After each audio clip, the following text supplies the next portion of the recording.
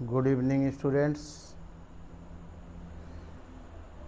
Balram Hindi classes में एक बार फिर से आप लोगों के लिए क्रियापद का पद परिचय हम बताने जा रहे हैं। अभी तक आप लोगों को हमने संज्ञा, सर्वनाम और विशेषण तीन चीज़ का मतलब पद परिचय हमने बताया। इस समय मुझे क्रिया का पद परिचय बताना है और ध्यान रहे कि जब तक आपका फार्मूला नहीं क्लियर रहेगा आपका क्वेश्चन सही नहीं होगा। अब आप क्रिया के लिए सामने देखिए क्रिया में क्या करना है। जब भी क्रिया का पद परिचय करना होगा आपको सीधे क्रिया का भेद बताना पड़ेगा कि ये क्रिया सकर्मक है या आकर्मक है। क्रिया का भेद प्लस क्रिया का जेंडर क्या है, लिंग क्या है, और वचन भी आपको क्लियर करना है कि सिंगुलर है या प्लूरल है। और साथ में क्रिया का मेन चीज़ होता है कि क्रिया का जब पद परिचय करेंगे तो काल और वाच्य जरूर देखना है। क्रिया किस काल में है और क्रिया का वाच्य क्या है, यानी वॉइस। ठीक, अब वो कर्तवाच्य में है कि कर्मवाच्य में है कि भाववाच्य में है, क्लियर करना होगा। ठीक, अब आप यहाँ देखिए एक एग्जाम्पल है, बिल्ली ने चूहे को पकड़ लिया, यानी पकड़ना, कैच। अब पकड़ना एक क्रिया हो गई। अब क्रिया में देखो कि कैसे आप समझोगे कि सकर्मक है या अकर्मक है। अब यहाँ अंग्रेजी में देखेंगे तो आपको दिखाई देगा कि द कैट काट द रैट।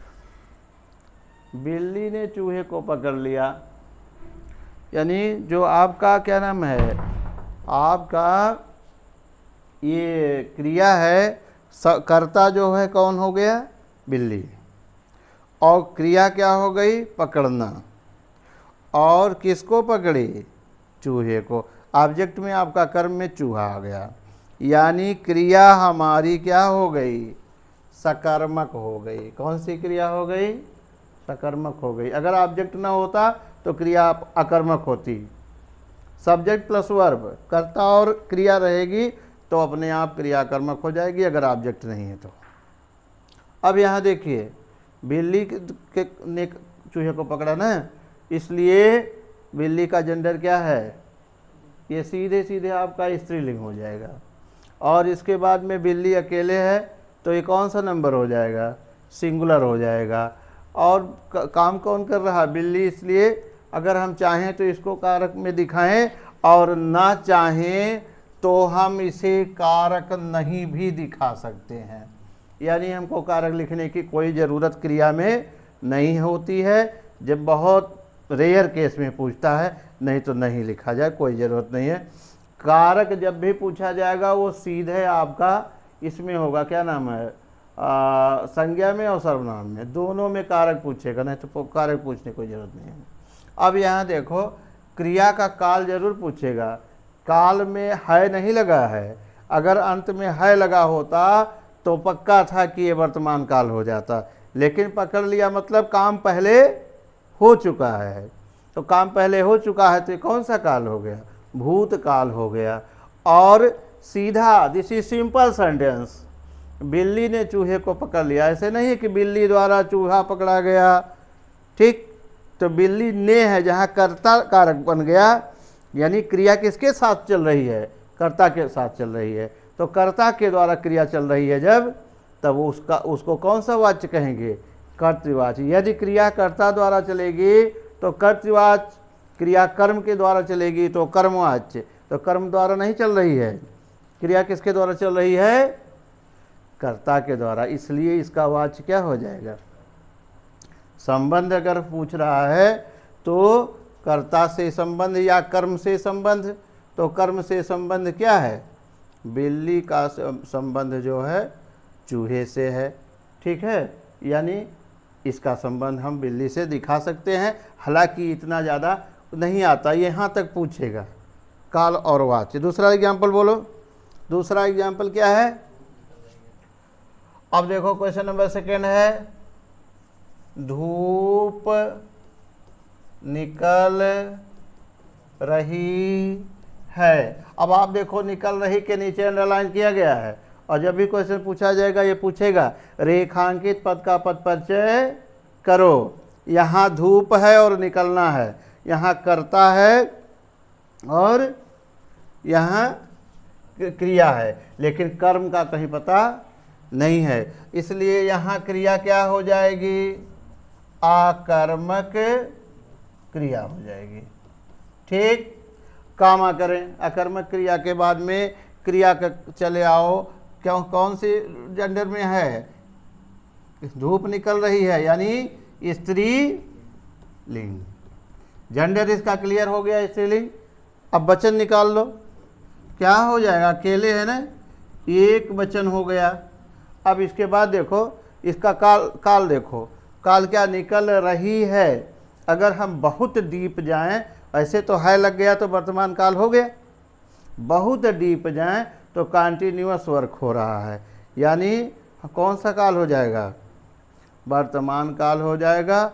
और वर्तमान काल में पूर्ण वर्तमान, संदिग्ध वर्तमान, सामान्य वर्तमान, तत्कालिक वर्तमान, तो तत्कालिक में जाएगा, लेकिन हमको इतना डीप नहीं जाना है, हम सीधे लिख देंगे क्या, वर्तमान काल,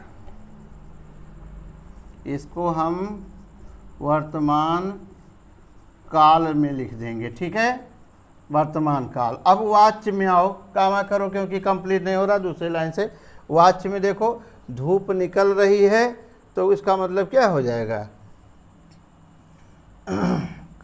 वाच्य बनाना है ना, धूप निकल रही सिंपल सेंटेंस है, तो क्या हो जाएगा, कर्तृवाच्य। ठीक, निकाली जा रही है नहीं है, निकल रही है, इसलिए इसका वाच्य क्या हो जाएगा, कर्तृवाच्य हो जाएगा। ठीक, दिस इज योर आंसर, यानी एक क्रिया का ये दूसरा एग्जाम्पल है। आगे हम देखते हैं, अगला एग्जाम्पल है, हनी कविता पढ़ रही है। ध्यान दीजिए, एक एग्जाम्पल है, दूसरा गर्ल्स नेम है हनी, हनी कविता पढ़ रही है। आप कविता पढ़ रही है, नीचे अंडरलाइन किया गया है, और क्रिया क्या है, यहाँ क्रिया खोजोगे तो क्रिया क्या हो जाएगा, क्रिया क्या है, पढ़ना। अब क्रिया पढ़ना है तो आप देखें कि क्या क्या पढ़ रही है, कविता पढ़ रही है, इसलिए क्या हो जाएगा, सकर्मक क्रिया हो जाएगी, सकर्मक क्रिया हो जाएगी। और क्रिया क्या है, इस जेंडर स्त्री लिंग। इसके बाद में आपका वचन क्या हो जाएगा, एक वचन हो जाएगा। फिर इसके बाद में कि चूँकि ये जो चल रहा है ये अपने कर्ता के अकॉर्डिंग चल रहा है, तो जेंडर क्लियर हो गया। अब आप काल चलें, वर्तमान काल में प्रेजेंट कंटिन्यूअस टेंस चल रहा है, यानी तत्कालिक वर्तमान चल रहा है, और तत्कालिक वर्तमान को हम सीधे क्या लिखेंगे, वर्तमान काल। काल को हमने क्लियर कर दिया, वर्तमान काल। और वाच्य है, चूँकि हनी कविता पढ़ रही है, दिस इज सिंपल सेंटेंस, और कोई भी सिंपल सेंटेंस होगा तो सीधे कौन सा वाच्य हो जाएगा, कर्तृवाच्य, कर्तृवाच्य, ये आपका हो गया।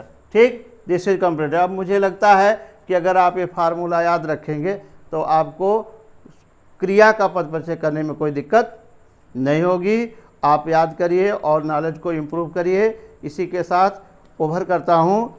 बहुत बहुत धन्यवाद।